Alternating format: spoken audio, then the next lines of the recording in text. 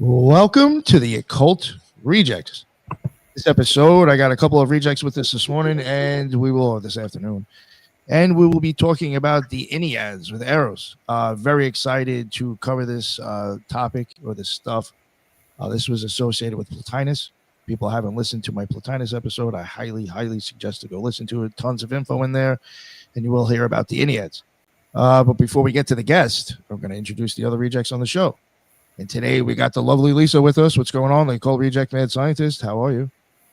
Good. Thank you for inviting me on, Nick and fellow rejects. I'm very excited to hear about the Enneads. I listened to Nick's Plotinus, and so he touches about the Enneads, and Eros Up is going to go deep down into it. So I'm very much looking forward to that. You can find me on Twitter, Solis Lisa, or occultresearchinstitute.org. Thank you.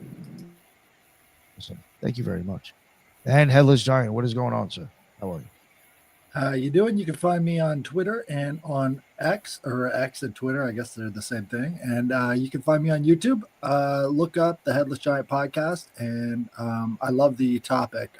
Plotinus is so influential in early Christian thought, late antiquity thought. And it's a really interesting bridge between the two. So I think this is going to be a great episode. So check me out on Thursdays. Me and Nick do a show where we read your occult emails. So send them over to the Headless Giant Podcast at gmail.com, and he will send you some stickers if you include your address. So that's great. Tomorrow we have the trilogues with Ethan and Ricardo. So check that out early in the morning. And that's about it. Thank you. Well, yeah, send in those emails. I mean, even at this point, you could be making up a fabricated story and you're going to get free stickers out of it. So, I mean, just fucking send something at this point. Jesus. All right. So, Ethan Indigo, my man. What is going on, sir? How are you? Thank you for making it. Thanks so much, everyone. I'm honored to be here. Yeah, I'm excited for tomorrow doing the trilogue. I'm easy to find on social media and frequently share writing and so forth, and have written a couple books. And Nick, props on your Plotinus show, and I'm excited to learn more about all this. Thanks for being here, Eros. Yeah, thank you for joining, Ethan. I really appreciate it. Really wanted you here. I figured this would be right up your alley as well. You're kind of long time fascination. Yeah, anything numerological and ancient is awesome. And finally, Eros. Let everybody know what your deal is and where they can find your stuff, please. Yeah, sure. So I'm Eros Up. You can find me on Twitter, I think at Eros Up. Actually, let me double check that really quick. It might, Eros to Ethos on Twitter or X. And then I'm also on YouTube, where I've been going through the Enneads and studying them and presenting that. Yeah, I can't even remember how I came across your stuff. I don't know if maybe you commented on a video and then I went and noticed that you had your own channel, but like somehow I came across you and I was like, yo, what's the odds of this girl like covering this stuff while I'm working on Plotinus? And I think I had even messaged you and told you I was working on it after it came out. I was like, I'd really like to have you on to cover the Enneads. So it was like, it was even really weird how I even came across you in the timing. So I was really excited to finally get you on, because I do think this stuff, the Enneads, from the stuff that I looked at when I covered Plotinus, was some real deep shit to me. And there's actually a lot of chapters in there that are on topics that I think are actually very important. It's interesting to know that he does cover stuff on site. He does have a whole chapter that I think, people who are into the occult, you should read his chapter on Gnosticism. I think he has a solid point. But yeah, that's enough about that. Eros, what got you into, I guess, Plotinus? I'm assuming it's Plotinus. I don't know if it was Porphyry, or however you say that guy's name, that got you into the Enneads, because he wrote them. But how did you come across, I guess, the Enneads and Plotinus and other stuff? A long journey, I guess. But what really, I would say initially, I was really into Taoism and tarot, and I practiced astrology And then I got into Thelema a little bit, and then just, I guess, weirdly Christian mysticism. And I think that Christian mysticism is really what brought me to Plotinus. And I also wanted to say that, yeah, I watch you guys religiously. Like, I've watched you guys for a long time. So I think I probably did comment on something, and that's probably, I think you're right, recalling those details. But yeah, I just wanted to thank you guys for continuously expanding my perception on things, and obviously the awesome guests that you have on as well. Thank you. Thank you. You know what I think it was? I think you commented on the premiere. Something about like you're excited for this. I was like, oh, somebody actually knows who this guy is. You know, so I went and clicked on your stuff. And I was like, oh, she covers the Enneads. That is wild. Yeah. Yeah. So you mentioned Thelema. I had no idea about that. Is that kind of where, I mean, that brought you to Plotinus in a sense as well, you were saying? Is he one of the saints? Plotinus? Yeah, he may not be. No, absolutely not. No. Yeah, that would be kind of funny. That would be actually hysterical if he became a Gnostic saint. Saint Augustine was very influenced by Plotinus, though. So, and he talked about that in some of his writings. But no, Plotinus is definitely not a saint. He probably would have been murdered by the Christians. Well, see, that was something you had interesting that you mentioned before, Thelema, and then you went straight into Christianity or Catholicism. Do you think there is? Do you think there is a? Do you think that's in Thelema? I think that there is a tie between theurgy and Neoplatonism. So maybe in that way. I like that, how you explain that. That's interesting. Yeah. All right, so we'll get into it, I guess. I don't want to get too hung up on that, on Thelema and stuff. So yeah, what did you pick and why? To let people know what we're getting into here. Yeah, so I wanted to focus a bit on the tractate Are the Stars Causes. So that's Ennead 2, Tractate 3, I believe. And I think it just really showcases some of his depth that maybe a lot of us don't always get to see. So I'm really excited about that. And one thing I just wanted to add, maybe correct me if I'm wrong, just for people who are listening and may not have listened to the Plotinus episode, these were notes that were compiled by somebody else and put them into the Enneads, correct? Right, yep. Porphyry, his student, went through the Enneads, and he ordered them and published them. And if I even remember correctly, they put it in an order that was kind of like some people question, like, why'd you do it like that? But isn't there, I think, in one of his books, I think Porphyry actually lists like how if you wanted to do it in order, there is an order that you could do it in, but he just didn't put it out that way. Something like that, right? Yep, that's right. And I think, but I think in general, you can really read any tractate independently. Oh, yeah. There's 1,000 pages, so there must be a lot of something in there. All right, so here, I'll pull this up, and we got, sorry, what was this one again? On the Stars? Yeah, so, yep, Are the Stars Causes. So these are just some quotes from the Enneads to kind of give us a teleological view, and then also get us thinking about some of these ideas that we're going to be covering. So one thing I did want to just bring up real quick, or I could be wrong, because there's been a few people I've covered recently that felt this way. Was he also in belief that the stars did not like put you in a cage? Like they could influence, but they were not a set destiny. Did he feel that way as well? Yeah, absolutely. Like they were a mirror, but not deterministic. Unfortunately, I feel like nowadays it's kind of looked at it like that. I think a lot of people who want to get into zodiacs or these woo-woo people, they're putting you in shackles with the zodiac, in my opinion. Or they'll blame the zodiac when they're acting out. You know. Yeah. Well, I think that's why it's so important, is because he provides sort of a philosophy behind it instead of just saying, here's the stars, here's what they do. He's actually making the distinction between these are the influences and these aren't your actions. It sounds like they were having the same problem back then as well. Probably, yeah, probably. Yeah.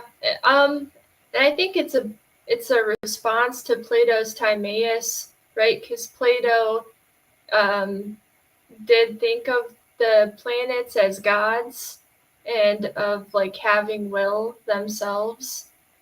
And so it's kind of just a response to that and expressing his differing opinion on that.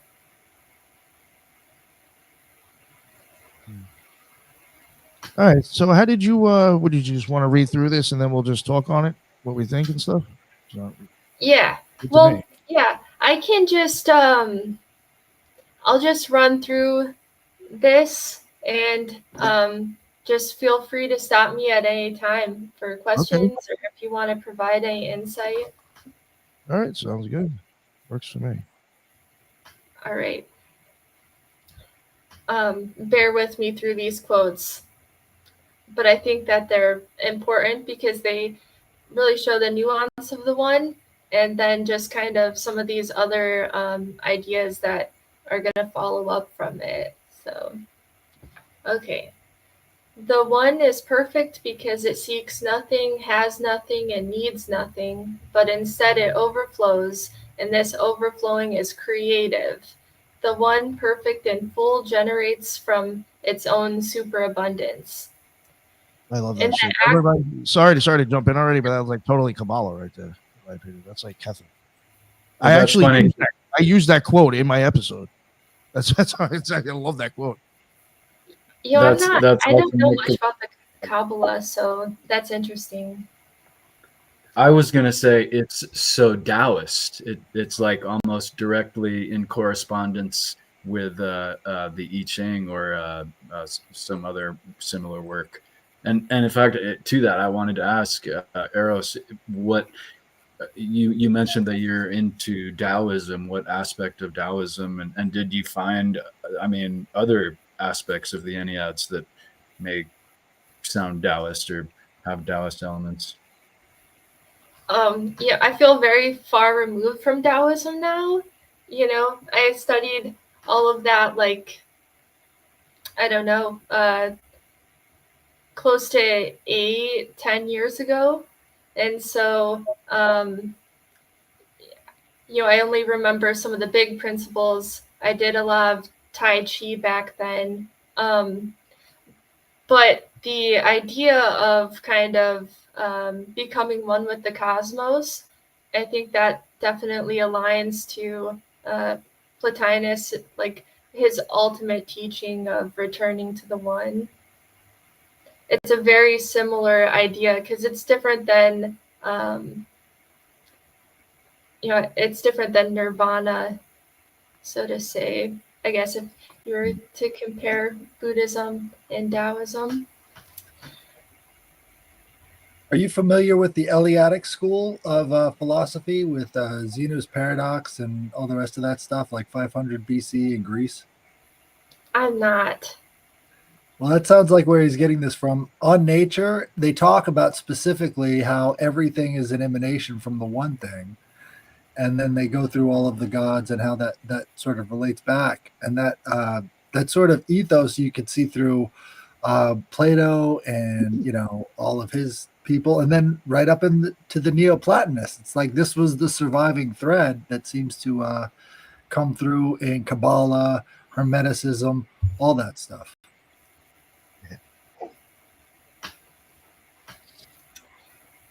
All right. All right, so we'll try the second one. We'll try not to interrupt her again. No, it's great. It's great. In the active vision, the seer and the seen are two, but here in the one they are not yet two.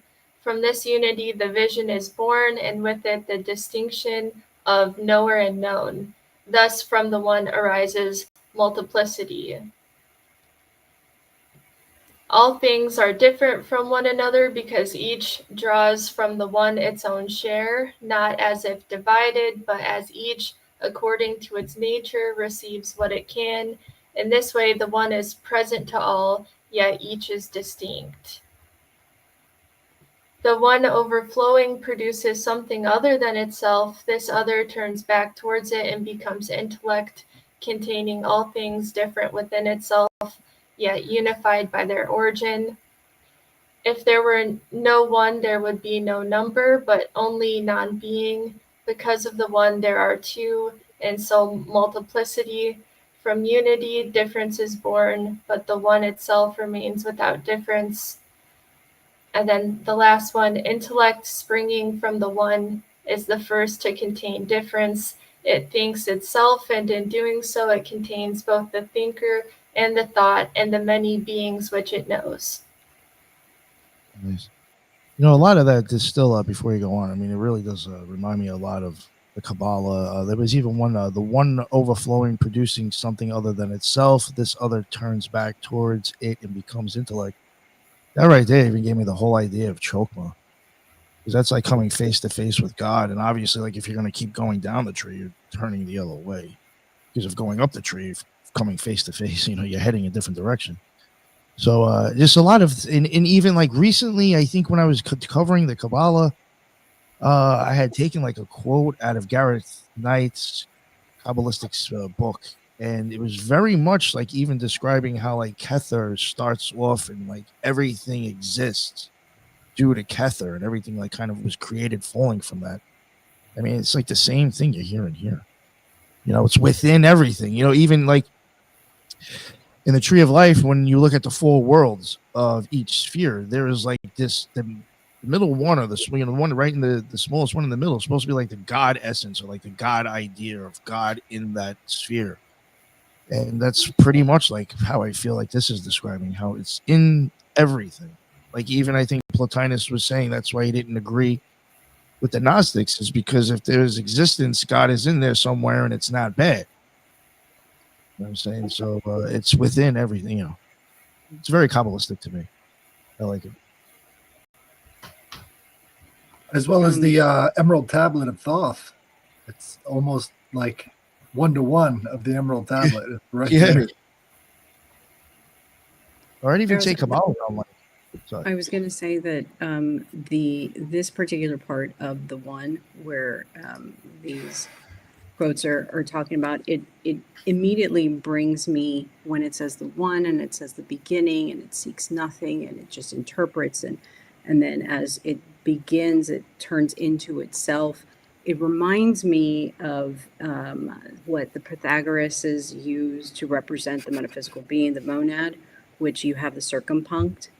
And when you look at the circumpunct, it looks like an eyeball with the iris as the white part controlling the aperture of the pupil itself, and that is the representation or interpretation of reality. And as the pupil ingests the message of light or the message of the photons, it then turns into itself on the retina and then back into the actual optic nerve to interpret and begin the process of reality, or begin the interpretation of reality. And that is at the beginning, but it also is at the end. So it's like an actual circle, like coming back to. So it's, you know, the one, we came from the one, and then we will return back to the one.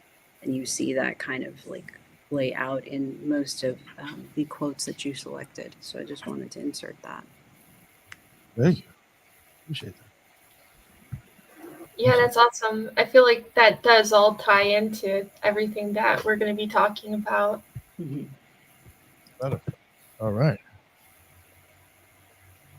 So all of these ideas are that the one pours out of itself to experience the multiplicity of existence. Almost like it's based off of differentiation. So it's almost like a constant state of gnosis or novelty producing.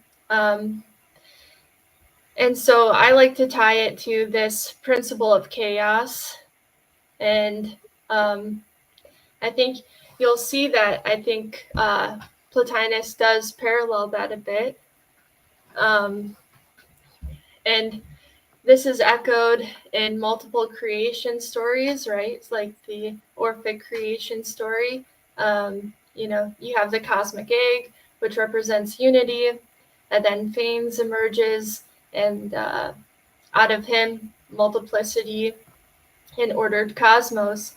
And then the Egyptian creation story is similar. Sometimes, like there's this infinite potential, and sometimes a unified egg, and then from this egg arises a god or a creator, and out of them the multiplicity, and then hermeticism as well, right? A primordial chaos identified with the mind, which brings awareness and order to what was previously undifferentiated. I feel like that exactly ties into what we're going to be talking about.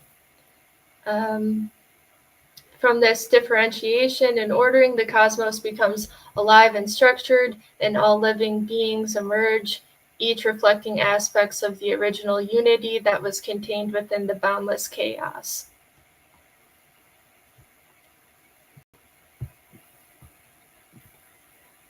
Okay. And then that just brings it to, how is the one kind of represented in different schools of magic? I think it's kind of interesting to talk about how it's seen differently in different schools of thought. Like Hermeticists believe that chaos is ontological, and that it's a fundamental nature of reality. It serves as the substrate from which all order, form, and life emerge. The focus is on chaos as something to understand and align with, rather than something to manipulate. But for chaos magicians, they believe that this is like a primordial soup that can be shaped like a stem cell or a source of, creative potential. And what about the electron? Huh? What about the electron? So, for instance, if you think about photons, right, and the speed of light being the upward limit of the entire visible frame of reference, right? Back to what Lisa was saying about how the divine is sort of an emanation that can be reflected in the way that we perceive the world. And so the upward limit of light would be the, speed of light. And that sort of represents the God of this world, because they can't imagine a place outside of the speed of light. That's something that a lot of scientists have no idea what they're grappling with, but we do know that it exists. So it's almost like the spiritual realm exists outside of the light world that we live in. That's like the upward limit. That's Phanes, again, is the god of light. And so from that, all things are emanated. It's almost like they're describing physics at the same time that they're making these poetic illustrations. I can see that. Yeah, that's so interesting too, because Plotinus uses light as an analogy so often, right? Yeah, that Neil deGrasse guy, if I'm even saying his name right, he came out with he was saying some shit one time with his boy on some show, theorizing that the reason we can't go past the speed of light is because we're in the matrix. And then the program wouldn't be written, so that's why we can't go past it. Well, if photons and electrons are the same thing, their vibrations change Not the the same pattern. thing, So sorry. everything would be, well, it's like the energy transfer from electron to photon is really easy. So there's something going on there. It's almost like that's the matrix of realities. All these little light particles vibrating together. Yeah, Yeah, I think photons. like say it was like in The Sims, and it's like you can't get to that room yet because it didn't make it. Yeah, the photons are going to be smaller than electrons. Photons do not have electrons, but they are the elementary particles. They're smaller than the fundamental particles.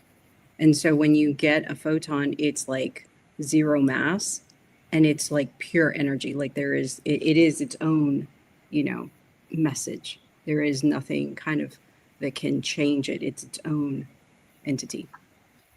But yeah, just FYI. I would also think if you went past the speed of light, wouldn't that just be into the darkness? There'd Say be it no again. light. Well, If you went past light, what would you see? Nothing then, right? that's like the boundary on Dark matter. the black holes. Yeah. Right? You've got this limit on the black holes where everything seems to freeze at that point. The event horizon. Yeah. Yeah. Time stops. Well, and then that's what China is talking about matter and how, transmutation of the soul into matter. And you had to go through this process. Sorry. I love it. It's perfect. You spelled your name wrong. I just gave you credit. Call me whatever you want. Just don't call me late for lunch. But yeah, and sorry, I didn't mean to interrupt. But yeah, what Headless is saying is accurate. It just the photon is like its purest form of energy. I mean, purest form of information. It's like unadulterated information. Whereas with electrons, it depends the spin, it depends the position, it depends the temperature, it depends this, blah blah blah. So yeah. And electrons belong to the actual, atom that it's circulating or whatever. Or unless it's like expelled. But anyway, sorry. That's good. Yeah, I love where you guys are going with this. Awesome. I mean, I say, I didn't want to be stuck on the Taoist thing, but I guess I always am. The Taoists also have their egg creation myth, as you mentioned the egg concept before.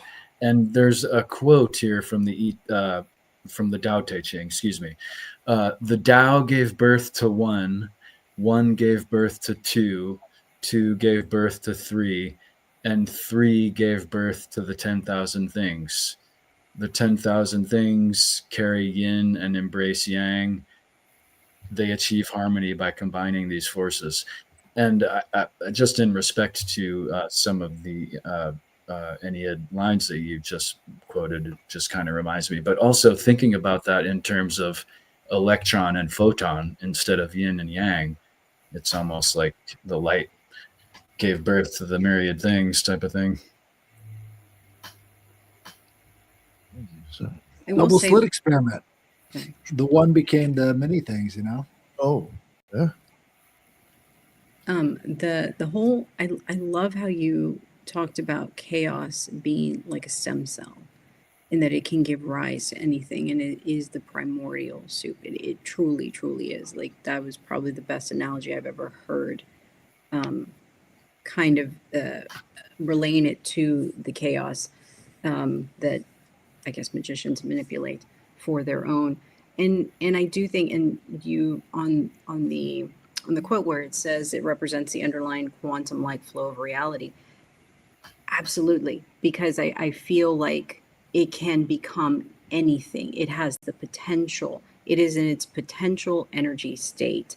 And obviously with the observer or the airbender, the soul in matter, we can manipulate reality. We are able to manipulate mass. And I've often heard that chaos is probably our inability to see the pattern yet. And so I think which Plotinus was talking about this, that we should strive towards intellectual perfectism or right, something like that, perfection, in that it's more important to continue that growth towards understanding, and that God or the one exists beyond that understanding. And so when you look at chaos, chaos is potentially, not an artifact, but an actual. We're able to visualize the matrix, but we don't understand the matrix. And to us, it looks like chaos because we're either not stepping far back enough, or we lack the actual synapses to understand the equation or the algorithm, so to speak. I read that recently. That Computing. almost that same phrase right there. In I think it was in a Kabbalah book. It might have been that Gareth Knight book, saying something about like chaos. It's chaos to us because we're just looking at such a small Yes. little part. I look Yes. actually look back more, and you would see it's a small, intricate part of a whole big moving thing. Quantum computing. Their attempt at trying to achieve Exactly. godhood. Yo, Exactly. very true. Very good way to put it. Yeah, I think that Plotinus can really help make sense of chaos for sure. I included in here a little bit about Imblicus, just that he believes that you need intermediaries to shape the chaotic substrate. So it's just kind of interesting how different schools of thought think of this principle. Well, think about the principles of geometry, right? So as these lines are crossing over each other, they're creating new patterns. And that would be like these intersections, these points that govern other things and other ideas. And so the ideas of geometry were really central to everything that they were about. The Platonic solids and everything else were really meditation tools of how to understand the world, how to understand the universe.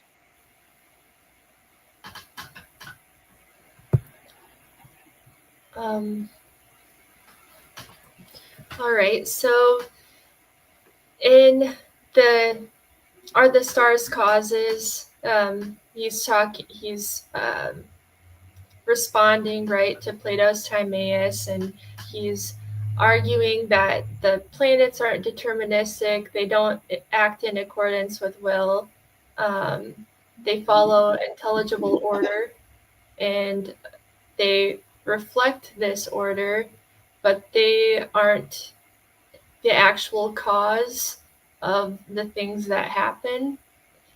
And he uses this analogy of the universe as a single living organism to illustrate the interconnectedness of all beings. He explains that everything that exists emanates from the one, like light from the sun, without diminishing its unity. All beings, including humans, stars, and matter, are fundamentally connected to the one as derivatives of its overflow.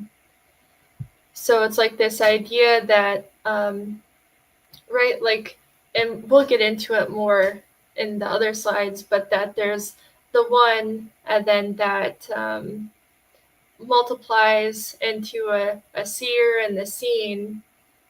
And even further, when he goes into archetypes, because he talks about archetypes quite a bit, Yeah. it's this idea that things mirror each other because they have little pieces of these patterns of these pure ideas in the intellectual principle, right? So like if one archetype is a piece of gold, and as a human you're a rock, or you're like an unpure piece of gold, right? Like maybe you have the gold in you, you have this pattern in you, but you're a offshoot of it. So you're similar to it, but you're different.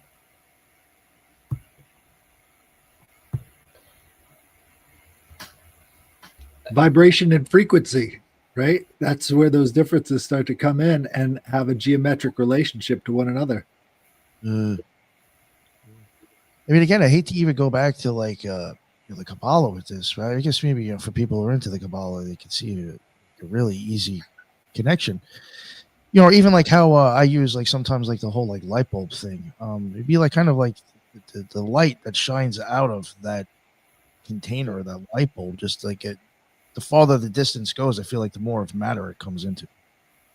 Like it explains like how this one thing emanates and just eventually starts to turn into a more dense form as it goes along, I guess. Until it hits the wall and you have an image. Right. Time is a form of distance, right? So we're dealing with the time scale from, the Big Bang or whatever started everything. And as it moves along and outwards, you've got different emanations that come off of the path. Well said, sir. All right. So I have this quote from the tractate. He says, "We may think of the stars as letters perpetually being inscribed on the heavens or inscribed once for all, and yet moving as they pursue the other tasks allotted to them. Upon these main tasks will follow the quality of signifying, just as the one principle underlying any living unit enables us to reason from member to member, so that, for example, we may judge of character and even the perils and safeguards by indications in the eyes or in some other part of the body. If these parts of us are members of a whole, so are we. In different ways, the one law applies. All teams with symbol. The wise man is the man who in any one thing can read another, a process familiar to all of us and not a few examples of everyday experience. But what is the comprehensive principle of coordination? Establish this, and we have a reasonable basis for the divination, not only by stars, but also by birds and other animals, from which we derive guidance in our varied concerns." I guess I added this example. A certain planet's position coincides with a person's birth and character, or a bird's flight might coincide with an omen of what's coming. If the cosmos is an organic unity, then different events and phenomena can reflect one another. Stars don't cause human events, the birds don't cause omens. Instead, both are coordinated expressions of the same higher order. This cosmic harmony is why divination works at all, not because these creatures or stars generate fate, but because their actions line up with the greater pattern. I had an interesting thought. So Go ahead, sir.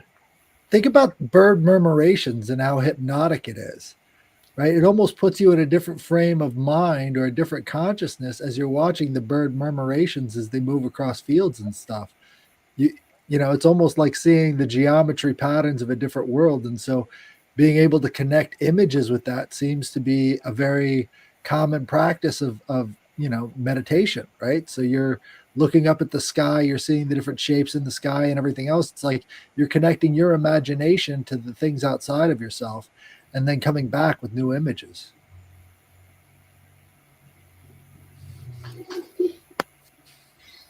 I do like how like this thing was putting it at the end, and I sometimes like I would even wonder like if this kind of almost applies to, it's a little off, but like even with like the true crime stuff when we covered with the I was gematria. just about to say that exactly. All right, you Go. can say because I have something else that I was going to say, so go for it. Okay, just that last sentence that you mentioned.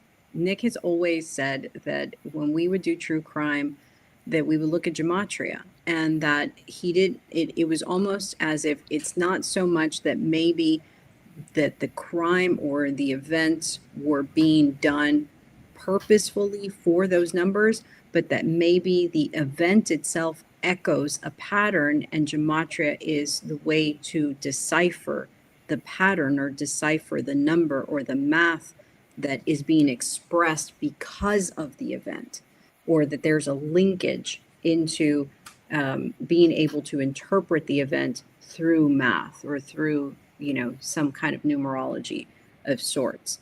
But with talking about the cosmic harmony, in that that you can math your way in a way, you could math your way into the understanding of what is being said, like looking at the birds or looking at the stars. It's not that the stars themselves are influencing, it's the stars are being reflective, as opposed to blah blah blah. That's it. You're talking about Benford's Law? No. Have you ever heard of this? No. So it's a tool the IRS uses to see who's committing fraud on their tax paperwork, because certain numbers have a certain mathematical frequency that happens in natural numbers versus unnatural numbers. People don't know about these frequencies, so they'll put the numbers in the wrong order or the wrong proportion, and you'll know that somebody's fooling with the numbers. So in a lot of ways, you've got a pattern to nature that goes along these basic principles. Like 1 is the most commonly used number in all of nature. So you've got to have a certain number of 1s in your thing to represent a more natural number. So it's kind of crazy how that works. That's interesting. I was even thinking of like when shit gets weird, like for conspiracy theorists, when everything starts to seem like shit just doesn't make any sense. And it just seems to be from everywhere. Sometimes I wonder, is that just like, are we witnessing something happening, but it just ripples through a bunch of shit? It just causes weird shit to happen. It just, I don't know. It's just like sometimes, like it seems like when weird shit pops off in politics and the rest of the world, it's just like a fucking huge shit comes at once, and like everywhere. Everybody's looking everywhere, and it's just weird shit everywhere. And it's just like, is there some sort of like egregore that just passed by humanity? I don't know.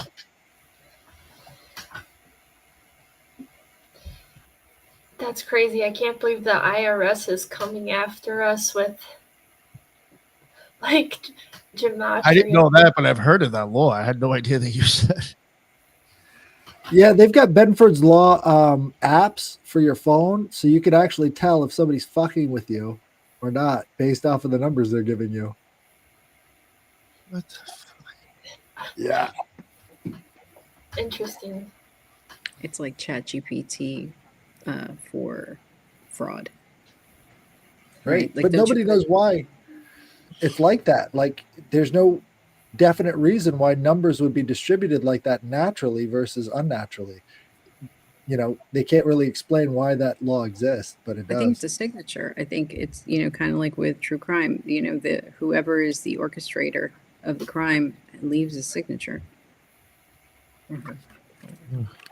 Sorry, go ahead.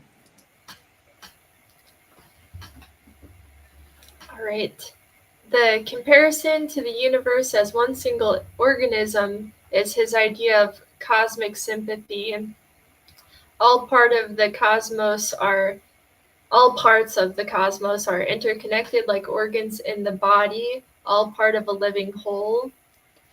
So it's kind of like this idea, like that we're all connected, right? Like if you have a body and your finger gets hurt, then the whole organism, like your whole self, responds to that, right?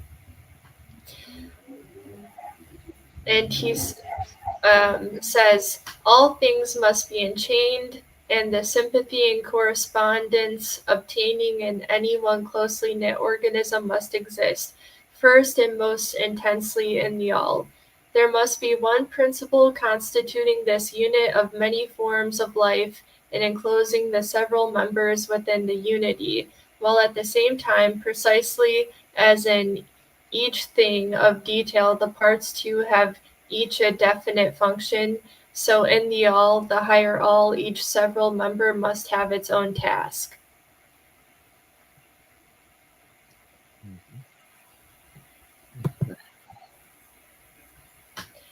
This is part of his argument against determinism and deterministic astrology. If stars had direct power over human fate, then the principle of distinct functions in the all would collapse. Stars would overstep their role and humans would lose theirs.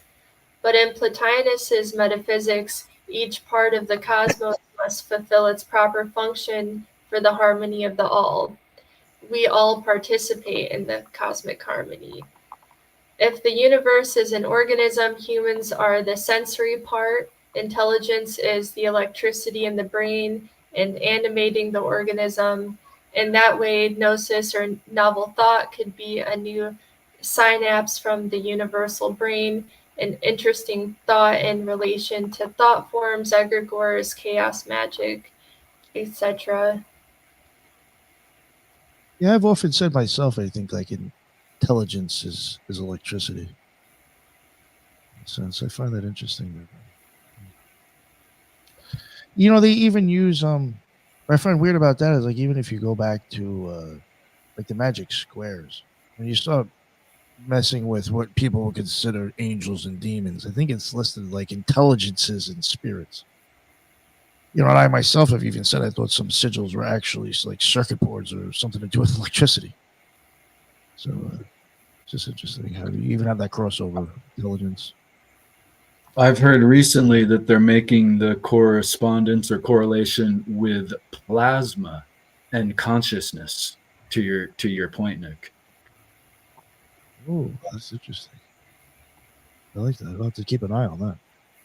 Thank you. Yeah, forgive my only topical knowledge of the idea, but I don't know No, too no, much. thank you. What does Right. that mean for fusion? Fusion power is just pure plasma. Oh, just running on souls. Right. Shoot it at an egregore. Shoot it at an aggregate. Fuck, I might beat it, right? All right, so Orbs. sorry about that. Well, think about orbs and their predominance of that shape when it comes to mysterious lights in the sky. There you go. That's plasma. Yeah, that's interesting. Because I still think there's something to do with the plasma in your blood. There's something to do with magical experience. You got magnetism. You got plasma. And the development of our quality of our mitochondria leads to all kinds of changes, right? Which might be the juice in that.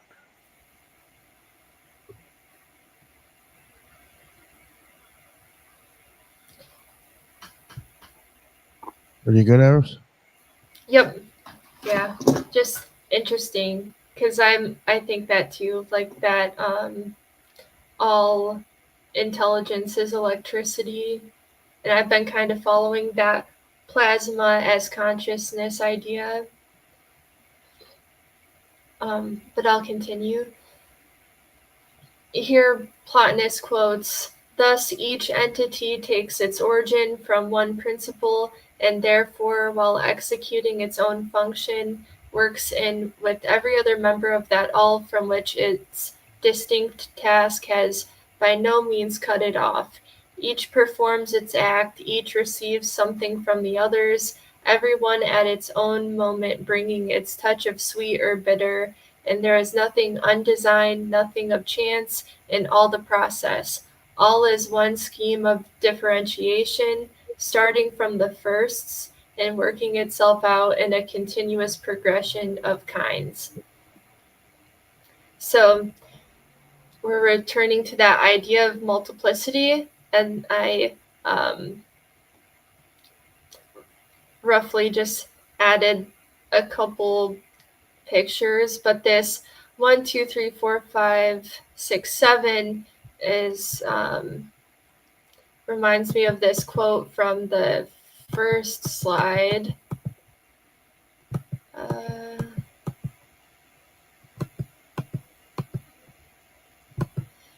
Where it says,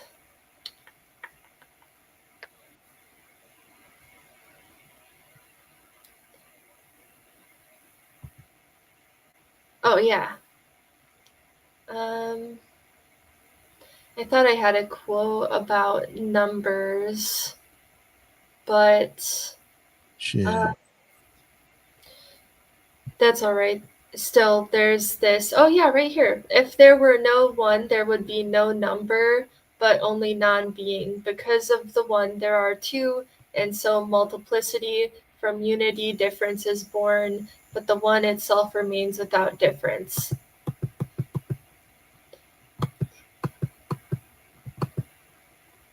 Oops. 7 rays of light.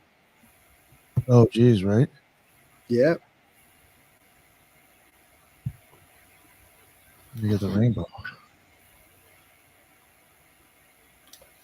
Yeah, I mean, the light spectrum has to be part of this this algorithm, right? And we don't even know all of those that spectrum. So he continuously talks about the one being this multiplicity principle, but obviously there has to be something limiting that principle, right? And so this is similar to the idea of, or the story of Uranus and Saturn, right? Where Uranus represents the unchecked production of multiplicity, and the castration of Uranus symbolizes the imposition of order, measure, and limit on unbounded fertility. Time divides and portions out what was previously undifferentiated. And undifferentiated also kind of means like without form, like unmanifest.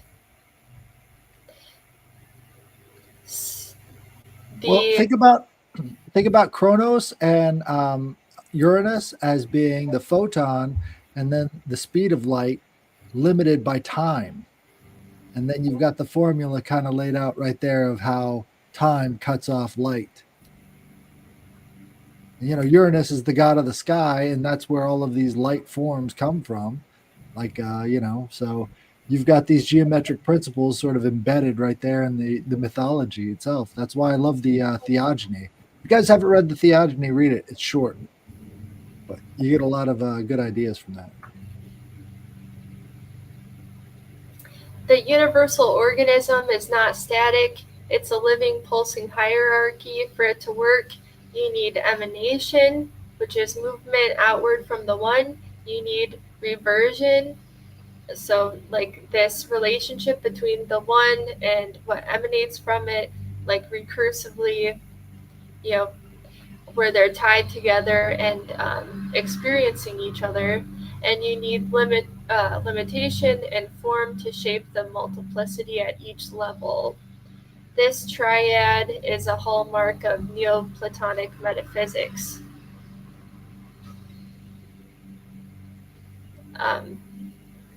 In his tractate on the intellectual beauty, Plotinus makes it to the Kronos myth. He says, the god fettered, as in the Kronos myth, to an unchanging identity leaves the ordering of this universe to his son Zeus, for it could not be in his character to neglect his rule within the divine sphere, and as those sated with the authentic beauty seek a lordship too recent and too poor for his might. Ignoring this lower world, Kronos, the intellectual principle, claims for himself his own father, Uranus, the absolute or one, with all the upward tending between them, and he counts all that tends to the inferior, beginning from his son, Zeus the all-soul, as ranking beneath him. Thus he holds a mid-position, determined on the one side by the differentiation implied in the severance from the very highest, and on the other by that which keeps him apart from the link between himself and the lower. He stands between a great father and an inferior son, but since that father is too lofty to be thought of under the name of beauty, the second god remains the primally beautiful.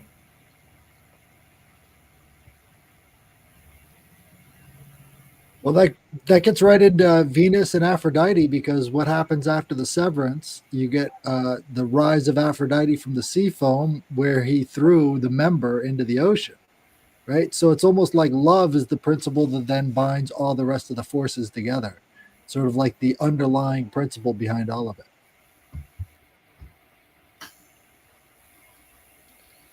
That cosmic sympathy, I guess.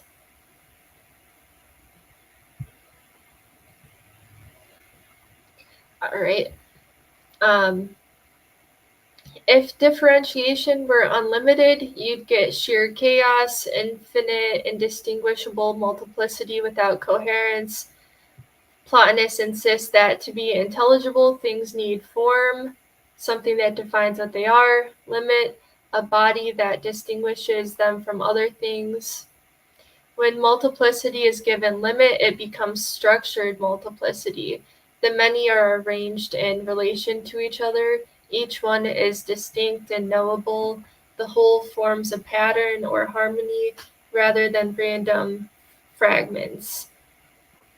And then an example is music, right? And I think that music is a great example of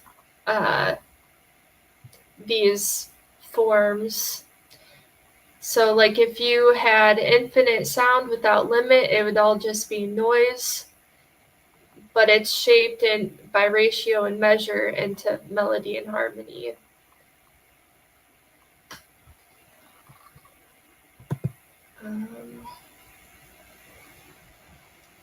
All right, and then Plotinus says, soul then, in the same way, is intent upon a task of its own. In everything it does, it counts as an independent source of motion. It may take a direct course, or it may, I might have misspelled that, divagate, but a lot, huh? Deviate, maybe you're supposed to say? I don't know. I don't know. But a law of justice goes with every action in the universe, which otherwise would be dissolved, and is perdurable because the entire fabric is guided as much by the orderliness as by the power of the controlling force. And in this order, the stars, as being no minor members of the heavenly system, are co-operators, contributing at once to its stately beauty and to its symbolic quality. Their symbolic power extends to the entire realm of sense, their efficacy only to what they patently do. For our part, nature keeps us upon the work of the soul as long as we are not wrecked in the multiplicity of the universe.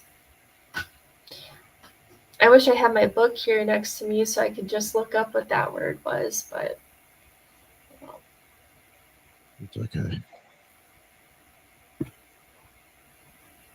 So, yeah, I like this because this just ties it all together. That there's this law of justice and that there is limitation. And I think that's what all this reality is about, is the limitation and being put in form. yeah, it seems like there can't be form without limitation. And I think, messing with magic or whatever they consider, what was it, hypnosis they would call it? I would think that would be unraveling those limitations, breaking those limitations. Back to Mercury again, right? So Mercury and Saturn are associated. You've got that same sort of thing going on here. Well, yeah, that reminds me too, because like if you start looking into Ian Blickus, he believes in like Hecate as a psychopomp that can traverse through like the world soul and the and Nous, and I think other trains of thought would definitely consider that to be Mercury, right? Well, they both have a similar psychopompic quality, but I think one is the projective, one is the receptive, and the three-headed goddess would be the receptive version. She's associated with dogs as well, so there's some sort of black dog association and snakes. So you've also got the keys, and in a lot of ways, if you think about Vaticus, the goddess who was on top of that mountain before they put the Vatican there, really has that same sort of quality as Hecate over in Greece, or Turkey, actually. So the two keys of the Vatican flag might be associated with some sort of a control of goddess worship. Just a thought. They only have two instead of three, right? Right. I think that there is some, like, people have made some relation to, like, Asteria and stuff like that, and that makes me think of goddess worship a lot.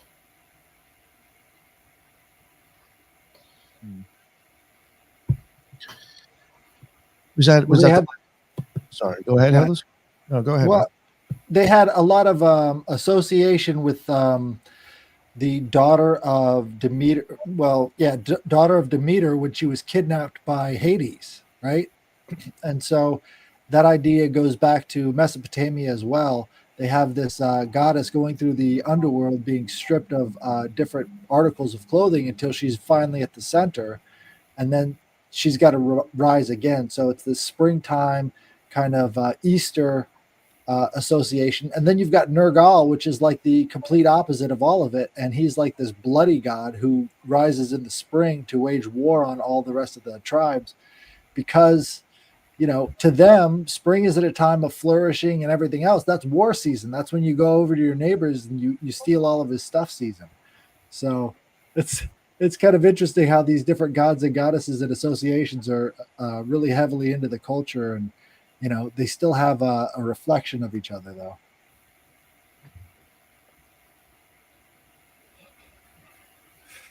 When it comes to him talking about the stars and stuff, do you think he's putting it in the sense that they're not stopping you from having the experience of hypnosis? Or is it saying more of like it's not like or it's, you know, something to that degree? Or do you think he's saying like it really doesn't impact your daily life that much or stops you from achieving things? How do you think he's like meaning it in that sense too, when he talks about the stars not impacting us as much as others think?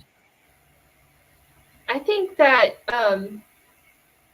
he would agree that the stars, well, not the stars, right, but the pattern that the stars are mirroring definitely has an effect on the material world.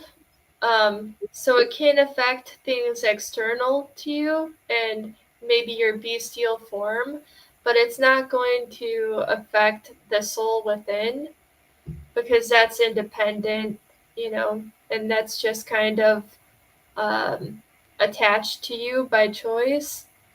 But I think that he would believe that it's up to us to kind of contemplate the soul and contemplate the higher sphere so that we can we separate ourselves from the bestial world, which would be more ruled by those patterns and stuff like that, and you become more aligned, and then through that alignment with the higher sphere, you know, you would explore that and contemplate and eventually through that contemplation and this act of dialectic, you would reach hypnosis. So it's about kind of overcoming the bestial and becoming in alignment with the higher sphere. I think it works on the same level that, you know, magic works in the system. Everything is associated, and we can choose those associations to some degree. And so by making those new associations through actions and everything else, and symbols as well, you can kind of move from one area to another in the same way that, you know, free will acts on nature. So I think it's all about associations and how these associations play out, you know. I think Yeah. also we have to kind of consider, as with, and I think Nick and I kind of went into all that whenever we were looking at the gematria and numerology and isosophy and all that other stuff, you have to keep in mind what was happening at the time when all this was being thought about or thought upon. In that, was this kind of like a pendulum thought from the current thought that everything was ruled by the movement of the stars? In that, were they existing in a time where the stars dictated everyone's actions, thoughts, behavior, whatever? And so his I guess rebuttal to this is that maybe it's not. And I agree, but I think a lot of it too is that I think some people take it all the way to the other side. And I think when we forget what was being said, we kind of, you know, listen to the extreme part of it, not keeping in mind that at the time everybody was on the all the way on the other side. So I don't know, just something to kind of insert. What patterns do you associate these stars with? You know, I mean, all of them are associative, so there have to be some sort of relationship based off of the associations in our minds. The way we associate concepts and ideas are basically how we live out our lives. And so if all you're doing is trying to connect the dots with these stars, you're not going to be doing much else. And so it becomes determinative at that point, you know? I think it's all. I think you have to keep it all in context. I think it's all true. How do I say that? I think there is truth in every single theory and every single concept. And it's like when they say contemplate the soul, I think it is that indicates that we have to look upon each theory or thought or philosophy and tease out what is truth and what is not, and that percentage varies within our own experiences. So one truth for one person is not going to be absolute truth for another. And that's when you say you contemplate the soul, like what is true to you, and then be ruled by that. Right. Plotinus would definitely, he speaks of archetypes a lot. And so he believes in these ideal forms, these ideal archetypes, and these eternal truths. And in his tractate on the dialectic, he talks about this kind of contemplation a lot, where it's this act of comparing and contrasting things, recognizing how things are similar, how things are different, what's true, what's false, what are eternal truths, what are things broken down to their most simplest parts. And so I think that goes along with a lot of what you were saying, this idea of kind of recognizing those patterns, to understand the role that you play, and then to ultimately recognize the one for what it is. And there's a lot of discerning that has to take place to fully recognize the one. You know, something I find interesting is how, I know Plotinus was big on talking about this stuff with the stars. Once like Marsilio Ficino started translating his stuff, you actually see like with him, he was Tycho Brahe and a few other people. When you start covering them or looking into them, because of them being into this, that whole idea seemed to resurge again. Like at some point in between now and then, in between these Enneads, Plotinus saying this stuff, and then it changes to where people do think it totally dictates everything, and then these people come back out because this gets translated and starts repeating it again. It's kind of funny how you'll see that happen around the Renaissance time. Marsilio Ficino and Tycho Brahe, when I covered them, they definitely had a little bit of a different of opinion of the people. They're saying it definitely can influence, but it is not keeping you in chains. And that was a difference of opinion. around that time. So it's kind of funny how this stuff comes back around.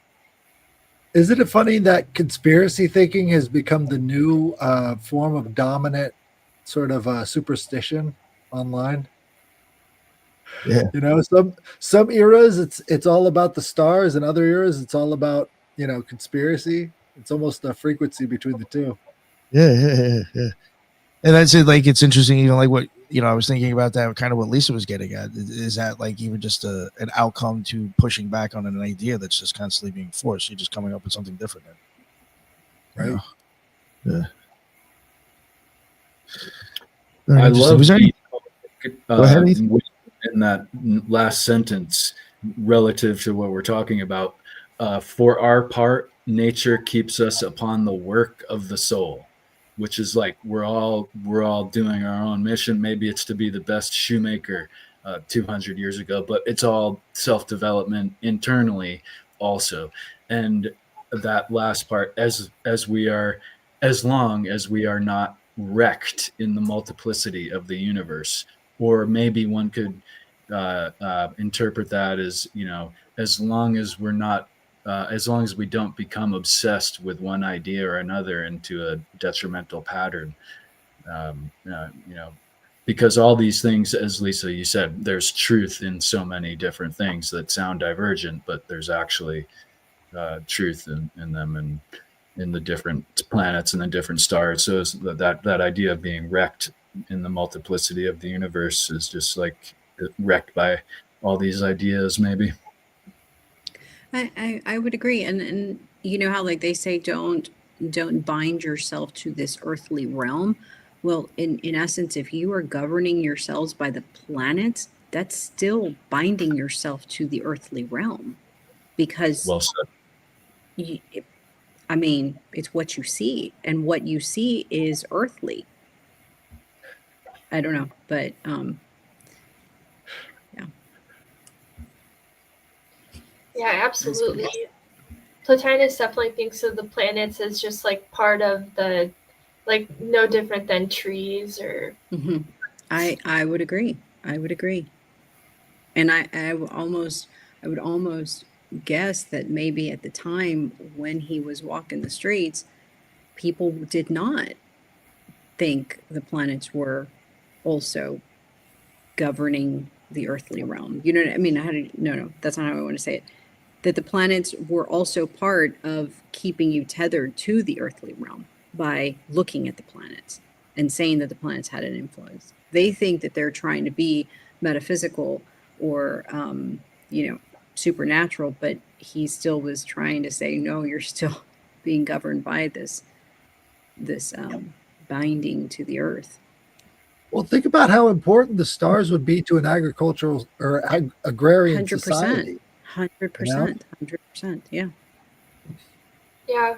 Well, and I think it's part of an important evolution anyway, because the patterns that they recognized in the stars, opened up the train of thought that would lead to a greater understanding of the universe. So a lot of things start that way. Yeah. I was thinking too with what Ethan last said about that last sentence. As long as we're not wrecked in the multiplicity of the universe, I just think of chaos again, because you don't know how it's going to overflow, and it's always going to be something different, some sort of differentiation. And we are unfortunately on the bottom of the totem pole. I mean, above rocks, I guess. But we're still, when it comes to like the intellectual sphere, we're at the bottom. So it's just that idea of like, it's going to continuously overflow into things that are different and new and novel, and you just don't know how that's going to affect you and affect the universe. So And Eros up that he kind of didn't he get into something. Speaking of the intellectualism, in that some people are more aware than others, be based on how many times you've incarnations, right? In that some people are going to be much more hyper aware of the metaphysical or whatever versus people that are brand new in terms of incarnations, or I forgot how he referred to it. And so when you think of, like, don't get wrecked by the multiplicity of the universe, everyone has their own measuring stick of what is real and what is metaphysical, right? And I'm saying metaphysical lightly, like, what is not, like, outside of reality. In that, based on what he was saying, some individuals are more hyper aware than others.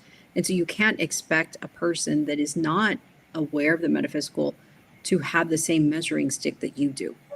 And I think that when we look at the different truths, or how much is true in a theory or whatever, we also have to consider what measuring stick are we, like, what rubric are we using to gauge. And it's not going to be the same as, for me as it is the next person or my neighbor or anything like that. And how they gauge it is not wrong. It's just how their soul is now, transversing this understanding of who it is and how it's evolving within that trajectory. I don't know. Yeah, Well, absolutely. think about the word logos, right? So in the Greek, it would be, the word is almost pure metaphysics. Like that's, the pure state of metaphysical matter. Because as you're speaking and discussing, you're almost creating these different ideas and thoughts in a creative sphere. So you've got a connection to the universe on a personal level with sound frequencies. So in some ways, you could see that we're on the bottom of heaven, but we're at the top of hell, and maybe we keep trying to crab bucket each other back down when we could be using our speech and everything else to edify and lift up. So there's an element of positivity there, I think. I think I heard somebody say, like, the Absolutely. best part of hell and the worst part of heaven. So that's where we're stuck in right now. We're the bacon layer and the BLT. Is that where we are? Yeah. He definitely talks about how, like, every part of the universe is working together to kind of elevate itself to a higher sphere, right? So it's pretty interesting. I forgot what else I was gonna say. One thing I did want to say about the planets, when I look at it in a Kabbalistic form, I kind of go back and look at it almost like the way I think Hellas said something earlier about frequency and vibration. I just look at it as like those planets are just different frequencies that or times of chaos, of change that we went through before we ended up in physical form. Or it's just representing that. Something like that. Like a starting a few point? different frequencies. Do you mean like we all have different starting points, kind of? Well, I think probably the same starting point, just maybe the different reflections of the different way, different frequencies that we all went through to end up into our own form that we are in a human. Yeah, I think probably be like, a certain, I'm just going to make it up like this, like a certain frequency between a certain number, but then all the little stuff in between is what makes us all a little separately different than the next one. But we all fall into this one certain frequency. Something like that. And you go through, like, again, like all that different shit that, might determine, I wouldn't say maybe a height, but like just certain things like that might kind of determine like how you ended up popping out. But yeah, it certainly seems so, right? Because if the bestial you can have tendencies that can be related to an ordering of the planets at your time of birth, but you can evolve out of that, then it does kind of indicate that you do have some sort of starting point that is influenced by the environment of matter, the material world at the time of your birth, and then kind of how that material world unfolds over time is definitely going to affect you as well if you're not taking charge of your own will to like raise yourself above the material. And I think that it's interesting too, because I think like what Lisa was talking about kind of these starting points and navigating up to the one, right? Plotinus talks about these different starting points and these different archetypes, and kind of how people are naturally inclined to take these paths. So, for example, if you are really drawn to aesthetics or music or something like that, like compositions of beauty, then you might recognize these patterns and through those types of things, right? And then through reflecting on those patterns of aesthetics or musical composition, that can lead you to deeper contemplation, and then to the one. Or if you are just naturally born like more virtuous, and more of a metaphysician, then it's more of a direct path. But we all definitely have these starting points and these different patterns that we notice that will lead us to that evolution up through the intellect into the one. Have you ever heard of nominative determinism? No. That's the idea that names can have an outcome on a system. So, like, if you think of a woman named Karen, that Oh. name is kind of determining how she is, No. Right. That's such a good example too of like you don't know how the multiplicity will work, because 10 years ago Karen was a fine name to have, and now it's Fine. not. I think when he talks about how and you were mentioning aesthetics and music composition and all that other stuff, all that is math.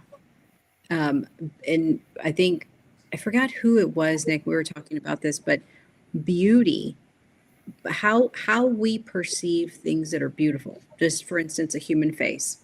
What we perceive as beauty is actually recognition of symmetry. We recognize that there is high order of symmetry on someone's face and then perceive them as beauty. And from a biological standpoint, when we see high order of symmetry and we perceive it as in our brain, then we recognize hormonally they may be someone perfect to mate with, because that means that their DNA has high order of symmetry, high order of organization, and therefore they may be the most suitable to mate with or have offspring with. And so when we think about high order symmetry, we start thinking about the Fibonacci sequence, about the golden ratio, about pi, and all these other higher order mathematical concepts. And when we get into some of these philosophers that talk about the one or the source, they are in relation to symmetry and mathematics. And there are many of them that believe that you can math your way to God. And so I think all of that kind of goes hand in hand with itself, how our brains perceive beauty, aesthetics, symmetry, and so forth. So I don't know. And the soul is usually inclined towards symmetry, whether it's music, composition, literature, or anything like that, because that is, I think, part of a reflection of the soul realizing the math towards source. Yeah, Plotinus does talk about how the metaphysician has to become adept at mathematics.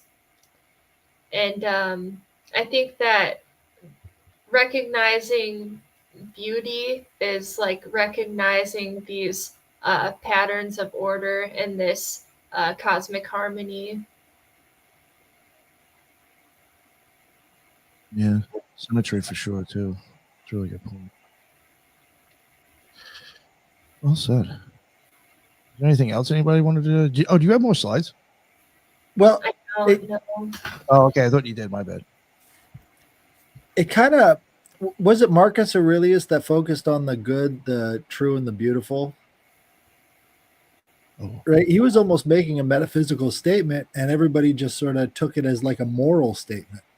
But like these are ways of seeing the world that exist outside of what we know of those words. You know, there's something different and something deeper to that concept, and I think that's probably why the Stoics were so interesting to everybody, because they kind of went along that same pathway of Hermetic thinking, or Neoplatonic thinking.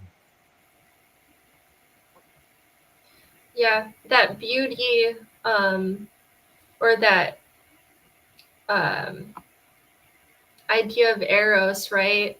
It's almost like this drive towards the one. It's like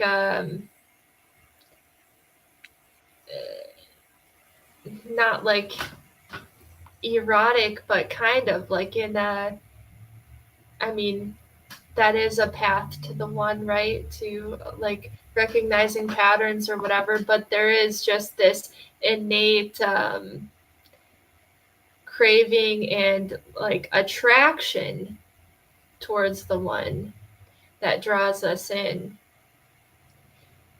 that parallels in beauty and certain sensory things. Think about the Greeks' obsession with beauty. That's the whole purpose. That they thought it was getting them closer to God in their way of thinking. I mean, it's like even when you get into the Kabbalah, that's like an idea of a sphere. Beauty. I mean, even when it comes into like a cultism, or depending on how you're taking it, it can even have a negative connotation in a sense. The beauty of the bedazzle is what took you off the course of what you were doing. Or that made you fall in love with something other than, I guess, your commitment to being a magician, something like that. Well, I think it's all got to line up. That's how you get harmony. Is Yeah, once yeah. you got it all in a row. That's the way it's supposed to, flourish and bloom. I think when the beauty makes you lust, that's the problem. Right. But is there anything else that you guys wanted to say or add? I think that was great. Actually, I had a really good time with them. Absolutely. Yeah, Eros, we'll definitely have to move on to another one. We got to do on Gnosticism or something, or on site. Nice. Yeah, we should do on site at some point. Yeah, I would really like that. But yeah, this was really fun. I really had a good time. I appreciate everybody else jumping on as well. Was there anything that you wanted to plug, Eros, or anything you wanted to mention before we wrap it up?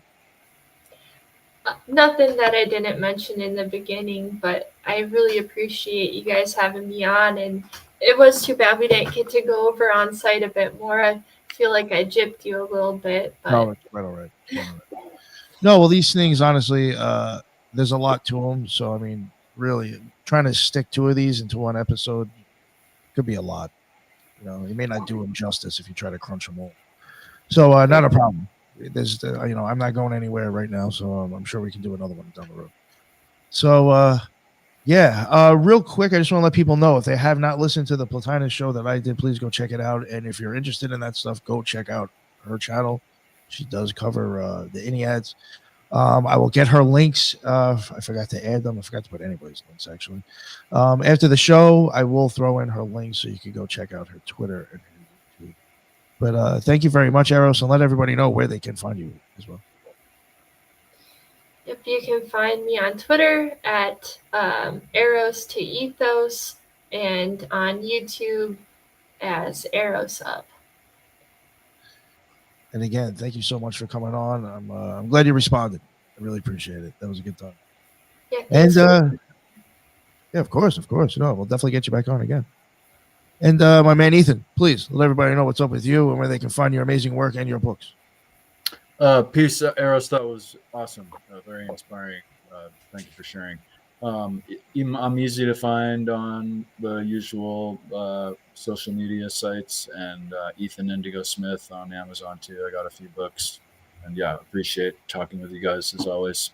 Thanks for putting this together. Of course. And go check out his books. He's got a plethora of them. So I'm sure there's one in there that you'll like. And my man Headless Giant, what is going on, sir? How are you? How you doing? You can find me on X at the Headless Giant and also on YouTube. And if you have any occult or strange or magical experiences that you want to tell the world about on Thursdays, you can send it to me at the Headless Giant Podcast at gmail.com. Thank you for this episode. It was a great time. Well, yeah. Thank you, Headless. I appreciate you coming on and contributing. And lastly but not least, Lisa, what is going on? How are you? Thank you very much for joining us. Thank you, Nick. Thank you for inviting me on. Fellow Rejects, always great to chop it up with you. Eros Up, you did amazing. I really, really liked your presentation. And definitely, I think with this topic, I think it was good to concentrate on just this itself because you could deep dive into some of the other stuff way more. And we would probably not do it a disservice. We would do it a disservice if we were just kind of picking and choosing, I think.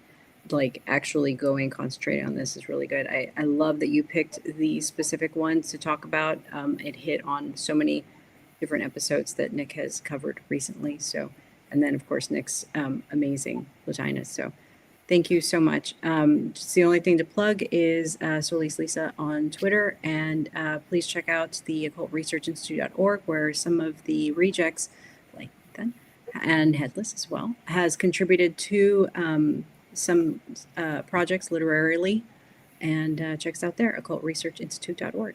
Thank you. Thank you very much, Lisa. I appreciate it. I'm glad you made it. I appreciate your contribution.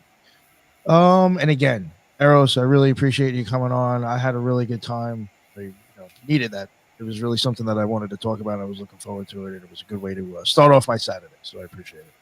And we'll definitely do this again. Again, thank you everybody in the chat. I really appreciate everybody here. There was a lot of people here from the beginning to the end, and that's what's up, and that's why I go live. And yeah, glad everybody enjoyed it. And until the next one, everybody be well.